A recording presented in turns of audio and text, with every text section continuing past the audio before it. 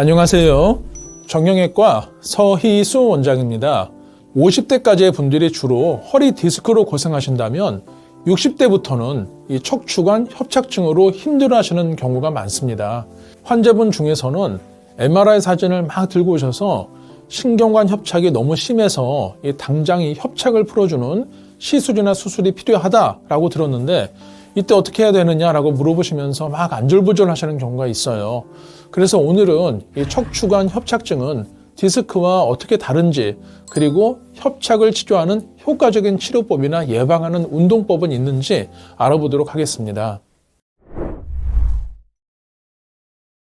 먼저 이 척추관의 어떤 해부학적 구조를 말씀드릴게요.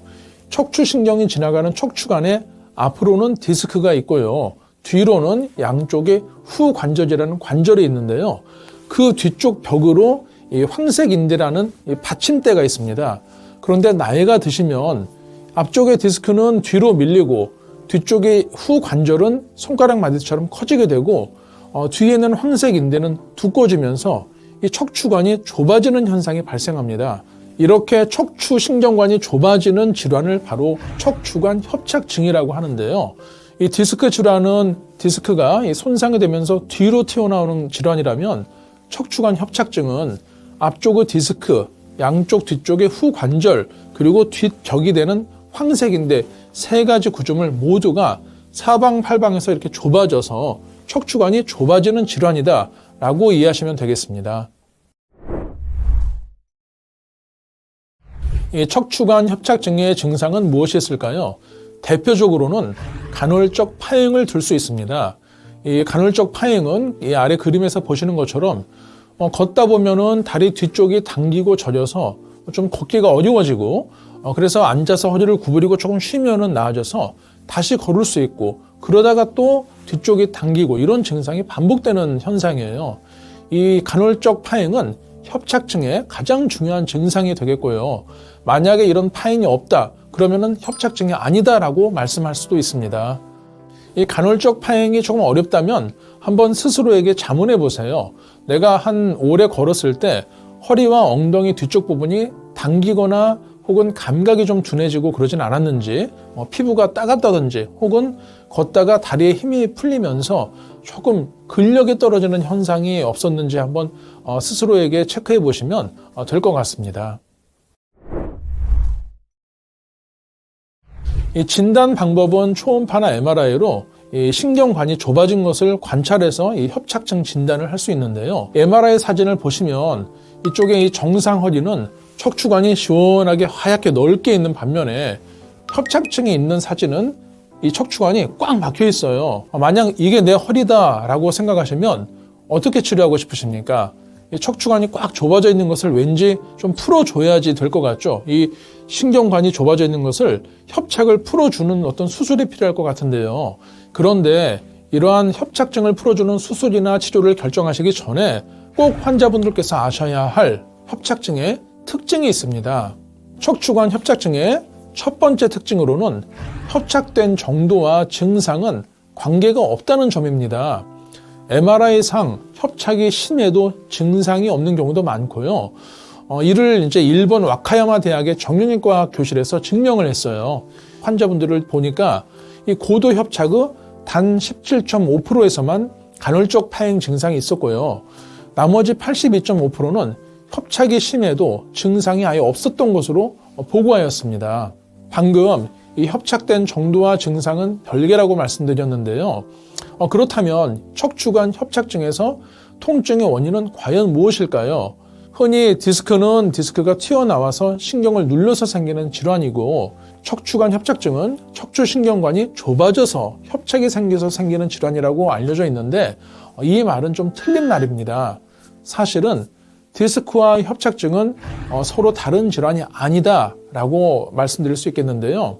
이 간헐적 파행이라는 협착증의 증상은 좁아진 척추관 때문에 나타나는 것이 아닙니다. 디스크 병변이 척추관이 협착된 상황에서 더 심하게 나타나는 현상이에요. 이 말이 조금 어려운데요. 우리가 나이가 들면 디스크가 높이가 낮아지면서 뒤로 튀어나옵니다. 그래서 신경을 누르기 때문에 아픈 것이거든요. 즉 협착증의 통증 자체는 디스크 손상 때문이고요. 다만 신경관이 좁아져 있기 때문에 우리가 걷거나 조금 활동을 하거나 할 때 이 주위에 혈류도 공급이 잘 안 되고 뇌촉수액의 흐름도 줄어들기 때문에 그 디스크 통증의 증상이 협착으로 인해서 심하게 악화되는 것이죠. 아주 쉽게 비유를 한번 들어보겠습니다. 우리가 엔진이 고장이 나서 차 사고가 났어요. 그런데 마침 범퍼가 없어서 운전자가 크게 다쳤다 이겁니다. 그러면은 이 운전자가 다친 원인은 엔진 고장 때문일까요? 범퍼 때문일까요? 당연히 엔진 고장 때문이죠. 다만 범퍼가 조금 안 좋았기 때문에 더 크게 다친 것이죠. 척추관 협착증도 마찬가지입니다. 이 척추관이 좁아지는 협착 자체가 증상을 일으키는 주된 원인이 아니고요. 디스크 때문에 아픈데 마침 협착이 있으니까 더 아프게 나타나는 것이 협착증의 어떤 주된 기전이 되겠습니다. 따라서 협착증 치료의 목표를 협착이나 유착을 풀어주는 것에 초점을 맞추시면 안 되겠습니다. 그렇다면 이 척추관 협착증 어떻게 치료를 해야 할까요?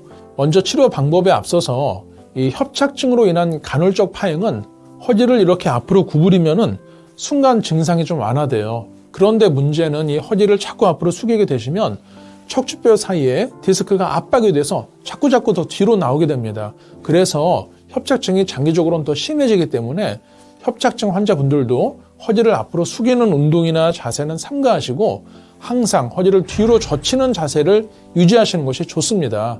이를 위해서 아주 좋은 자세가 있는데요. 바로 양반 자세를 유지하는 겁니다.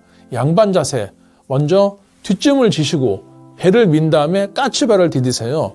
이 허리를 이렇게 뒤로 펴는 자세가 되겠는데요. 이 양반 자세를 습관화하시면 협착으로 인한 일자 허리가 곡선이 있는 정상 S라인 허리로 바뀌게 됩니다. 그러면서 이 점차적으로 튀어나온 디스크가 앞쪽으로 들어가고 이 좁아져 있던 디스크 공간이 조금씩 넓어지는 그런 현상이 발생을 해요. 이렇게 디스크 공간이 회복이 되면은 척추뼈 사이에 이 신경관의 공간도 당연히 넓어지기 때문에 자연스럽게 협착이 해소가 되는 것이죠. 굳이 협착을 풀어주는 시술이나 수술을 할 필요 없이 디스크가 자연히 회복되게 해서 이 공간을 척추 신경관의 공간을 넓혀주면 바로 해결이 되는 것입니다. 제가 아까 양반 자세 말씀드렸잖아요. 다시 한번 강조드리겠습니다. 뒷짐을 지시고 배를 내미시고 까치발을 드세요. 그래서 뒤로 젖히는 운동을 수시로 생각날 때마다 하시기를 바랍니다. 이제 두 번째 협착증 치료법을 말씀드리려고 하는데요. 먼저 디스크가 정상인 경우에는 체중의 92%를 디스크가 담당하고 뒤쪽 후 관절이 8%만을 담당합니다. 때문에 건강한 허리에서는 뒤쪽에 있는 후 관절이 통증의 원인인 경우가 매우 드물어요. 그런데 문제는 디스크 공간이 이제 나이가 드시면서 좁아지잖아요. 이렇게 척추관 협착증이 있는 상황에서는 체중의 60%만을 디스크가 담당하고 뒤쪽의 후 관절이 40%의 체중을 담당하게 됩니다. 8%에서 40%를 뒤쪽이 담당하다 보니까 후 관절에 평소보다 과도한 힘이 실리게 되어서 관절염이 발생을 하는 것이죠. 실제로 미국 켄터키주 병원에서 발표된 논문에 따르면 경추통 환자의 55%, 흉추통 환자의 42%, 요추통 환자의 31%에서 후관절 통증이 있는 것으로 관찰되었습니다. 결론적으로 만성 척추 통증을 호소하는 거의 절반에서 후관절 병변이 원인으로 지목이 되기 때문에 이 협착증 환자에서 통증의 상당 부분은 후관절 이상이 원인이다라고 하겠습니다. 그래서 협착증을 치료할 때는 반드시 뒤쪽의 후관절도 꼭 같이 치료를 해야 한다라고 이해하시면 될 것 같습니다. 그렇다면 뒤쪽의 후관절은 어떻게 치료를 해야 될까요? 이 후관절 관절염, 다른 말로 후관절 증후군이라고도 하는데요. 이것을 치료하는 방법으로는 후관절 강화술이라는 치료법이 있습니다. 정밀 초음파 하에서 관절염이 발생한 후관절 부위에 특수 약재를 넣어서 인대나 연골을 재생하는 방법인데요. 이와 동시에 특수 바늘로 손상된 연골을 자극하게 되면은 주위의 치유 성분이 흘러나오면서 연골이 재생되는 효과도 있습니다. 결과적으로 척추를 뒤쪽에서 지지하는 후관절의 인대와 연골을 강화하는 치료법이 되겠습니다. 부분 마취 하에서 진행되기 때문에 시술 후에 당일 퇴원과 활동이 가능하고요. 무엇보다 이 기존의 시술과는 달리 스테로이드를 사용하지 않기 때문에 단순히 통증만을 완화하는 시술이 아니라 원인 치료가 되는 방법이다 라고 이해하시면 되겠습니다. 오늘 말씀드린 이 척추관 협착증의 치료를 요약하면요. 첫 번째, 협착 자체가 원인이 아니라 이 협착은 증상을 악화시키는 다양한 요소들 중에 하나에 불과하다라는 것이고요. 두 번째로는 따라서 협착이 원인이 아니기 때문에 협착을 푸는 시술은 무의미하고 통증을 일으키는 근본 원인인 앞쪽의 디스크와 뒤쪽의 후 관절을 치료해야 한다는 것입니다. 우리 시중에는 카테터뿐만이 아니라 뒤쪽의 황색 인대를 제거한다는 것도 있고 내시경을 이용을 해서 풍선이나 이런 걸 이용을 해서 좁아진 신경관을 이렇게 확장을 시켜준다는 여러 방법들이 있는데요. 그런데 문제는 한번 상식적으로 생각을 해 보십시오. 몇 년에 걸쳐 노화로 진행된 신경관 유착이 그렇게 작은 카테터 바늘 하나로 풀리겠습니까? 그렇게 풀리지도 않을 뿐더러요. 더 중요한 것은 협착 자체가 통증의 주된 원인이 아니기 때문에 이런 협착을 풀어주는 시술이 별 의미가 없겠습니다. 그래서 이 협착증 치료의 결론을 내면은 앞쪽의 디스크는 양반 자세, 허리를 뒤로 젖히는 자세를 유지를 하셔서 튀어나온 디스크가 앞으로 들어가도록 해주시고 뒤쪽에 부담을 많이 받는 후 관절은 강화술을 통해서 보강을 한다. 그래서 척추 기둥을 앞과 뒤에서 이렇게 지지를 해준다라고 이해하시면 될 것 같습니다. 오늘은 척추관 협착증의 특징과 치료법에 대해서 알아보았는데요. 무엇보다 올바른 자세를 습관화하셔서 이런 시술이나 수술 없이도 평생 건강한 허리를 유지하시기를 기원드립니다. 지금까지 정형외과 서희수 원장이었습니다. 감사합니다.